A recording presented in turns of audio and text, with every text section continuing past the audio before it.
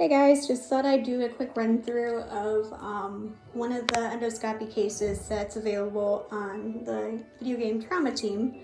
So this is in a GI case. So we have a 25-year-old female, treatment of polyps in the large intestine. It's possible that the polyps have spread elsewhere as well. So I'll kind of go over exactly how I'm actually using the tools in the simulation game when we actually get in there. So let's get in there. So there's a lot of dialogue in this game, so I'm just gonna kind of skip through the dialogue for the most part. So basically, in order to move the endoscope, this little pointer thing on the screen, that's me. And then I can also, and that's basically controlled by like the right hand, my right hand. Ooh, let's see, I kind of got off screen there for a second.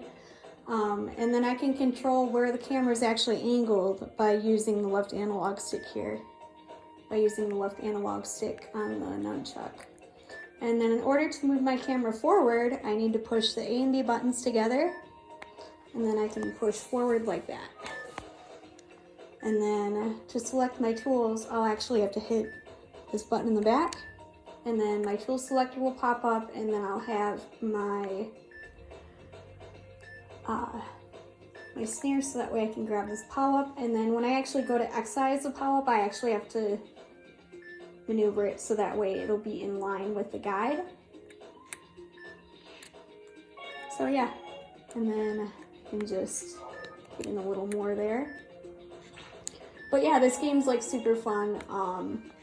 I'm not really a doctor per se, but I feel like they took a lot of attention to detail. So it looks like we have an ulcer here, so we're gonna put some inflammatory medication in there.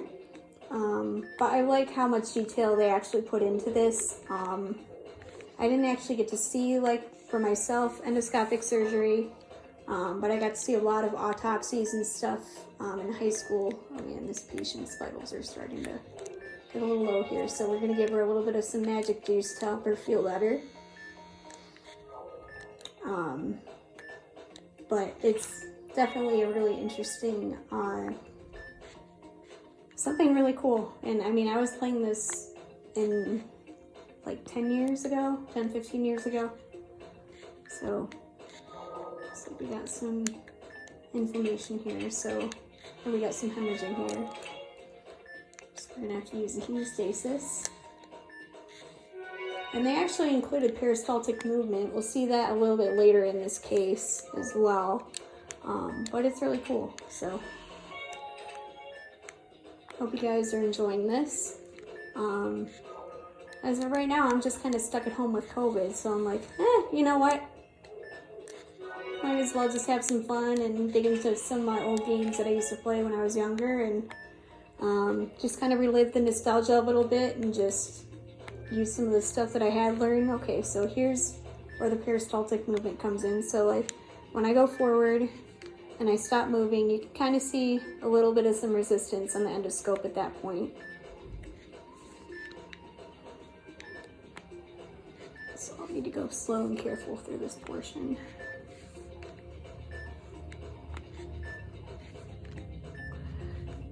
And I'm sorry, I know this is probably a really awkward angle, but this is like the best way that I felt like I could actually show this to you. So sometimes they'll have like little indicator markers where they feel like there may be some inflammation present that may not really be visible.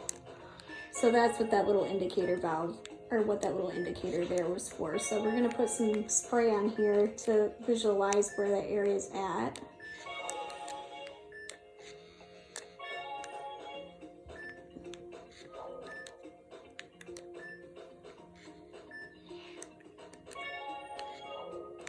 Looks like we got some hemorrhaging here.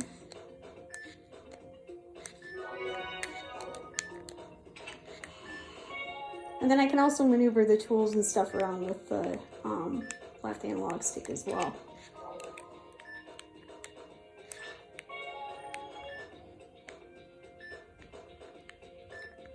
So it looks like that's an ileocecal valve. And they'll actually call things out anatomically too, and I thought that was kind of cool.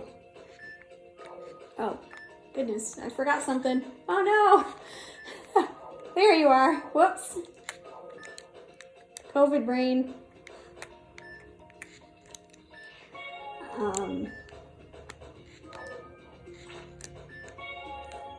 I mean, it's just really cool to see how things have progressed. Okay, so now it looks like we're in the small intestine, so things are going to get a little tight here. So I'll need to be extra careful.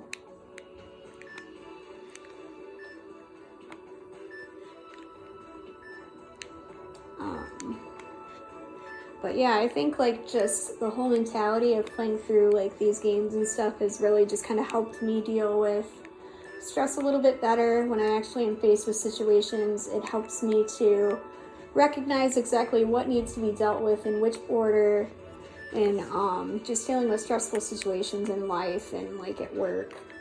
I mean, I've been in food for like 8 years, and just having that experience and just realizing that I always have to have a backup plan, and those experiences that I've had in food and just like playing through these games and stuff has just kind of helped me realize, ooh, a little close to the wall there. It's just kind of helped me realize that I need to think things through methodically before I actually take any action. And to just take things one step at a time and a moment at a time. So that way I don't get overwhelmed. Oh goodness. COVID brain. I'm sorry y'all, I'm being like a bad doctor today. I'm being a bad pretend doctor today. I'm just... But, and the diagnosis sections in this game is really cool too, because they actually go through like, some different things that you may actually find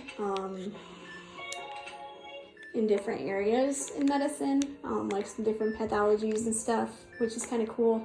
And it's kind of funny because I think they kind of, like, spoiler alert, they actually ended up creating almost like a man-made, almost like a crazy, like, disease, like, pandemic type thing. That was similar to, had similar characteristics to Ebola. And this game was released like 2 or 3 years before the Ebola thing happened in the United States. So I'm just like, really, Atlas? Atlas is the game creators. I'm like, you guys were onto something, weren't you? So that was kind of cool to see.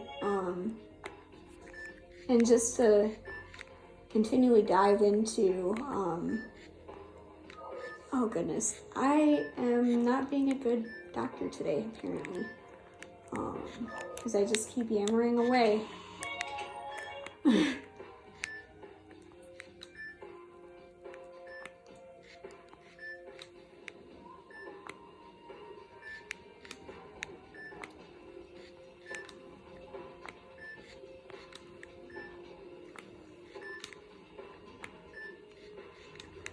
But they'll have like different sections where you'll have to like examine imaging and stuff like that for some patients in the diagnosis section, and just kind of look through, and they'll give you like a what and the image is actually supposed to look like and what the patient's image is. And after you stare at those things for a little while, I think it's almost like if you're staring at a histo slide for a little while, everything just kind of starts to look the same. I did take introductory biology class in college before I decided to drop out, and that was one of the hardest things for me was histo. Not just because like histo's hard to begin with, but because my eyesight sucks.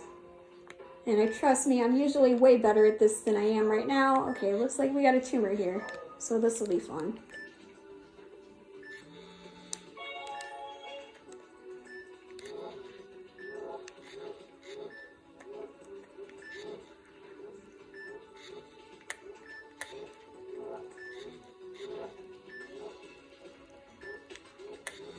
But when you're actually in the co-op version of this game, when you're doing endoscopy, you'll switch between the person who's actually doing the surgery. You'll actually split between who's handling the light and who's controlling the camera and who's actually doing the surgery, which is kind of interesting. I haven't really had the opportunity to really experiment with that much yet because no one that I've really known has actually had any interest in playing this game with me, so it'd be kind of fun to play around a little bit and see, and just have some fun with this thing. And it's kind of funny because when you're doing the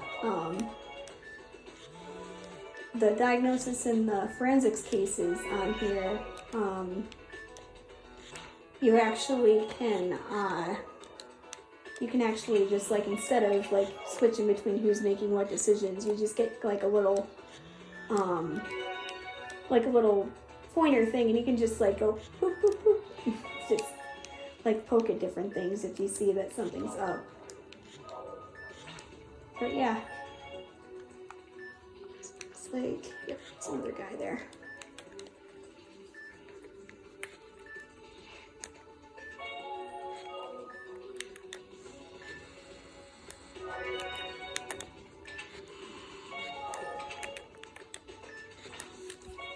So yeah. And then at the very end, when you're done with the case, it'll usually just grade you based on like how long it took you to do the case and different stuff like that.